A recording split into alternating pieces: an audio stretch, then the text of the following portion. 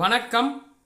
அதாவது களம் இறங்கும் வியூக வகுப்பாளர்கள் பவன் கல்யாண் பாணியில் எடப்பாடி பழனிசாமி புதிய அரசியல் வியூகம் என்ன நடக்கிறது தமிழ்நாட்டில் என்பதை பற்றித்தான் இன்றைய காணொளியில் நாம் பார்க்க இருக்கின்றோம்.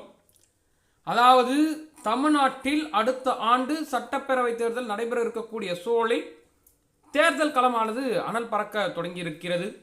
அதன்படி திமுக தலைமையிலான கூட்டணியில் காங்கிரஸ், விடுதலை சிறுத்தைகள் கட்சிகள் மற்றும் மதிமுக, மார்க்சிஸ்ட் கம்யூனிஸ்ட், இந்திய கம்யூனிஸ்ட் உள்ளிட்ட கட்சிகள் மீண்டும் கூட்டணியாக இணைந்து சட்டப்பேரவையை சந்திக்கும் நிலையில், அதே போல எதிர்கட்சியாக இருக்கக்கூடிய அதிமுக மீண்டும் பாஜகவுடன் கூட்டணி அமைத்து போட்டியிட இருக்கிறது. இந்த கூட்டணியில் இன்னும் சில கட்சிகள் வருங்காலங்களில் இணையும் என எதிர்பார்க்கப்படுகிறது.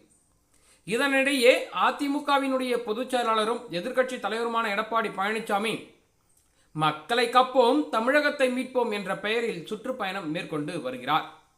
இந்த நிலையில் தேர்தல் வியூக வகுப்பாளர்களை தீவிரமாக தேடி வந்த அதிமுக 2024 ஆண்டு மாநில தேர்தலில் பவன் கல்யாணுக்கு தேர்தல் வியூக வகுத்த பிரமன்யா நிறுவனத்துடன் ஒப்பந்தம் செய்துள்ளது.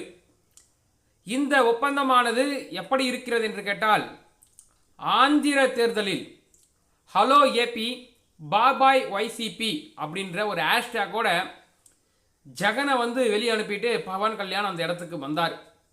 அதே பாணியில தான் தற்பொழுது எடப்பாடி அவர்களும் பாய் பாய் ஸ்டாலின் என்ற வியூகத்தை தற்பொழுது கையில் எடுத்து மாநிலம் தோறும் தன்னுடைய சுற்றுப்பயண தேதியை அறிவித்து அதற்காக ஒரு வாகனத்தை எல்லாம் தயார் செய்து கொண்டு தற்பொழுது பாய் பாய் ஸ்டாலின் ஹேஷ்டேக்குடன் தமிழகம் முழுவதும் வலம் வந்து கொண்டிருக்கிறார்.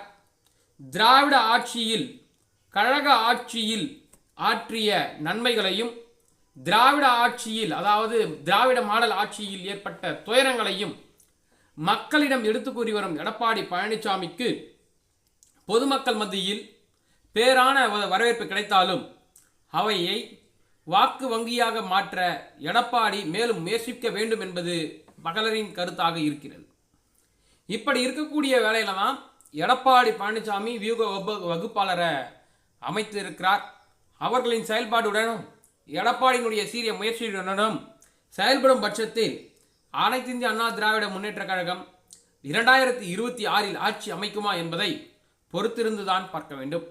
மேலும் இது போன்ற அரசியல் சம்பந்தமான நிகழ்வுகளை உடனுக்குடன் தெரிந்து கொள்ள மறக்காமல் நம்முடைய சேனலை சப்ஸ்கிரைப் செய்து கொள்ளுங்கள். நன்றி, வணக்கம்.